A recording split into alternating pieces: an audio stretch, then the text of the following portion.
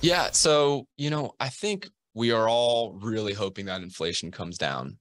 We're seeing the negative effects of extremely high inflation in our overall economy, and it's taking longer to come down than what everybody hopes and wishes and thinks. And the longer that this happens, I think what people don't realize is like, people, none of us like taxes, right? None of us like taxes.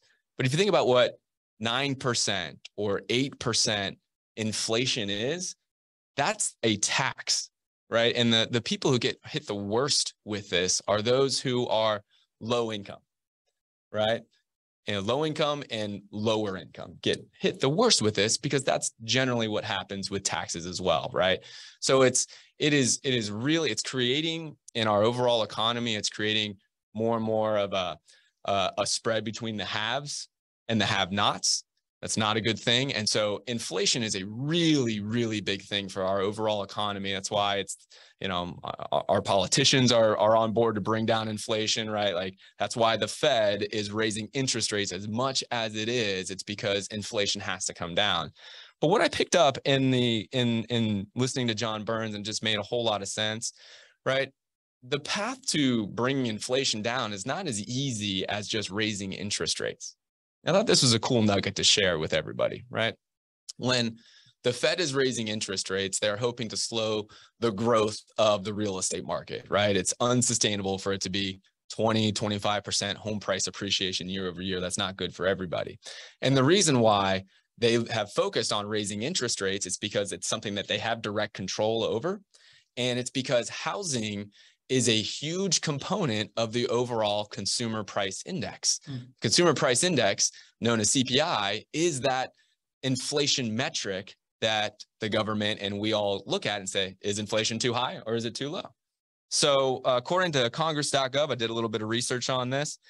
Typically housing costs are over 40% of the overall CPI. Okay. So one might think, well, geez, if they just raise interest rates and quell this rampant home price appreciation, then this is really going to solve the inflation problem soon. And that's just not really the case, because what many people don't realize is that this housing component of CPI is made up of ownership costs and rents. And so what's happening as you are rising interest rates, and many of you as JWB clients here who own rental properties, this, you're seeing huge rental price increases. Didn't you just have a huge rent price increase? Yeah, my the rent for my newest property, Katina, went up almost $500. It was $500. Yeah. Okay. That's pretty good. $500, yeah. Right? That's ginormous. Yeah. That's ginormous. My first one, I'm blanking out on the name. It starts with an M also, just went up like $300. Minosa. Yeah. That one just went up like $300. Went up $300, yeah. right? And your residents not just signing up with that because they love you or just because they love JWB, right? It's a part of it, but it's also because that's market rent. Yeah. So what many people don't realize is this CPI is made up of housing cost equivalents, which is either rents or what it's called an owner equivalent rent. Mm-hmm. And so they see the price that people own in that neighborhood and they assign what the rent is for that. And that's what factors into this CPI. And that's over 40% of the CPI equation, right? So this thing that we're doing as far as raising interest rates, I'm not saying it's a bad thing, but I'm just saying it's not going to solve it by itself as far as bringing inflation down. We need a whole lot of things to happen to bring inflation down. And that was the aha moment for me. The way that John Burns kind of wrapped this whole thing up is he said, listen, this is why the Fed is unabashedly saying that there's going to be pain in this economy. And it's because at the end of the day, they need more than just raising interest rates. The Fed is going to keep this going until we see job losses, according to John Burns. And I happen to agree.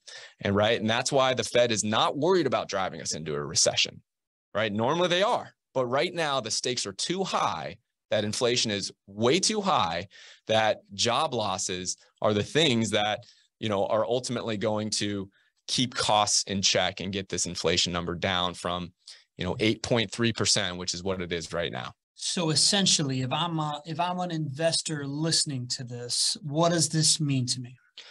You should be looking at the asset classes that you have your money in and see which of those are best suited to handle some extreme volatility and some job losses. Got it. Got it. So I think this is going to dove nicely into the next insight that we have here, but Drew Barnhill. So Lee Bishop was kind of saying the same stuff, right? Like it's more than just housing prices and interest rates that's going to bring down inflation. Drew Barnhill saying we'll be getting bad employment data coming shortly. We got the first one today. Employment is a lagging indicator, and the Fed rates are starting to wreak havoc there, which will bring down long-term rates. And job openings came in this morning 1 million lower than what was expected. Is that what it is? I hadn't even seen that yet. Yeah, that's what he just said in the chat. And we should put this in perspective. I know job losses sound very scary to everybody, but we have unbelievably low unemployment right now. Yeah. I mean, this is the only time that you've seen this sort of activity by the Fed, and you've had 300, 400, 500,000 new jobs created, which is what we've seen over the past few months, right? So it is okay for us as an economy to slow down the hiring process as an economy, yeah. Right? And then even some job losses are okay, right? Our unemployment rate is around 3%, right? If somebody wants to look it up right now, you can get an actual number, right? It's around 3%. Historically, unemployment, it is okay if it's at 4% or 5%. Right? We're okay as an economy. So, but there are some asset classes that are better suited to handle this than others. That's where I was going to go. What is an asset class that is particularly vulnerable to job loss? Stock market. Stock market. Right? Yeah. You know, I mean, I hate to pick on the stock market all the time, but it's just been so clear. We've been talking about this for over a year now on the show. We have been talking about how the stock market was in for a rough ride and a very volatile ride. And we're standing here, you know, largely almost a year later, and the stock market is down 25% and has been extremely volatile. And it's because assets in the stock market were overvalued. They were overvalued because of a combination of a lot of stimulus money that came into the economy, right? Whether you think that was justified or not is not the point. There was a lot of money that came into the economy, and that went into asset values in the stock market. And because of extremely low interest rates, that's why the stock market was overvalued. And now you're seeing the other side of this, and the stock market is so much more susceptible to volatility and to falling prices when you have high interest rates than real estate is, right? Real estate values year over year are still way up, right? Yep. I mean, they are not falling, right? We have some seasonality happening right now, right? But in the stock market, things have fallen 25% in less than a year, right? Rents are still way up in real estate, right? So look to see where your money is. And the reality is that by historical indications, a normal bear market would indicate that we have more pain to go in the stock market, right? A normal bear market has a 36% loss in the S&P 500, right? Would you think that this is a normal bear market, or would you think that there are a lot of circumstances here that is probably going to be an abnormally large bear market?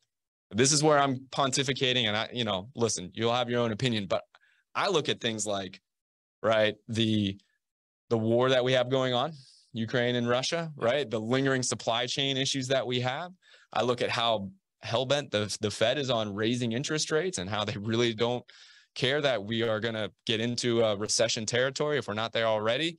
I look at COVID still being a thing and China having a zero COVID policy, and all these things to me lead me to believe that there's a lot more pain to endure in the stock market, and certainly a lot of volatility. I mean, not to mention just the length of the bull market run prior. Exactly. Right. That's another thing. It was 50% longer than any other bull run in the history of the stock market. Yeah. Right?